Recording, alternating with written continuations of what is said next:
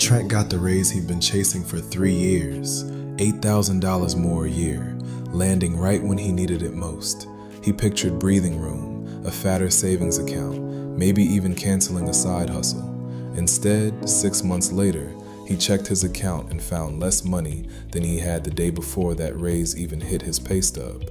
The math didn't add up. More income was supposed to mean more room. Instead, his budget felt tighter than it had in years.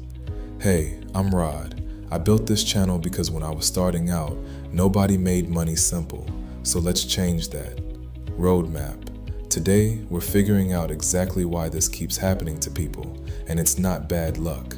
First, we'll uncover the silent force working against almost every raise you'll ever get.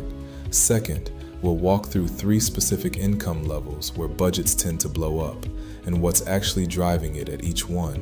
And third, we'll get into the one mental shift that keeps your money working for you, no matter how high your income climbs. The problem: lifestyle creep. Here's the thing nobody tells you when you're chasing a raise. Your spending has a way of finding your income, almost like it's been waiting for the green light.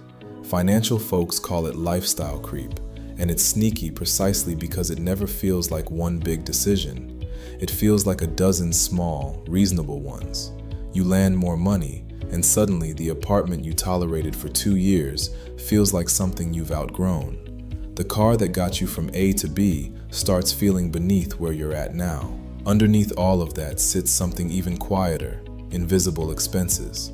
The subscriptions you forgot you signed up for. The coffee run that turned into a daily habit. The "I deserve this" purchases that show up right after payday. None of them feel big in the moment. Stacked together, they're exactly why your raise disappears before you even notice it's gone. And once you see where this shows up at different income levels, it gets almost impossible to miss. Exploration: the 3 income levels. Here's what actually surprised me once I started digging into this. Your budget doesn't explode randomly. It tends to blow up at 3 specific income points, almost like clockwork. Once you see them, you can't unsee them. Level 1 shows up right around your first real raise. That jump from getting by to finally having a little breathing room, usually somewhere in the $50,000 to $65,000 range. This is exactly where Trent got caught. His $8,000 raise broke down to about $660 a month. Sounds like plenty, right? Except he upgraded his apartment for $300 more a month, then financed a newer car, adding another $450 in payments. His extra money wasn't just gone. He was in the hole before he'd spent a single discretionary dollar. Sound familiar? Let's keep going. Level 2 hits around the 6-figure mark. There's something almost psychological about crossing into that "I've made it" territory.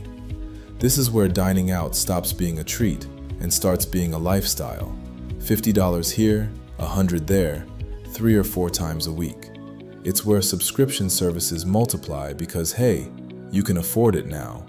None of these purchases feel reckless individually, but add them up over a month, and that 6-figure income starts behaving exactly like the $50,000 income it replaced. Notice we're not even at the real ceiling yet, and we still have 1 level to go, and it's the most expensive lesson of all. Level 3 is where someone like Shane lands, somewhere north of $150,000 a year. At this level, it's not just spending more, it's taking on bigger financial responsibilities entirely. Shane bought a second property, thinking of it purely as an investment. What he didn't fully budget for was the property taxes, the maintenance, the furnishing, the upkeep that comes with owning something bigger than himself. His budget didn't explode from one bad decision. It exploded from underestimating the weight of everything that decision dragged in behind it.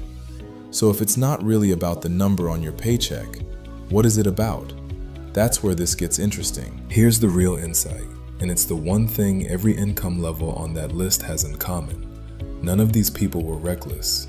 Trent, the 6-figure earner, Shane, they were all reasonable people making individually reasonable choices.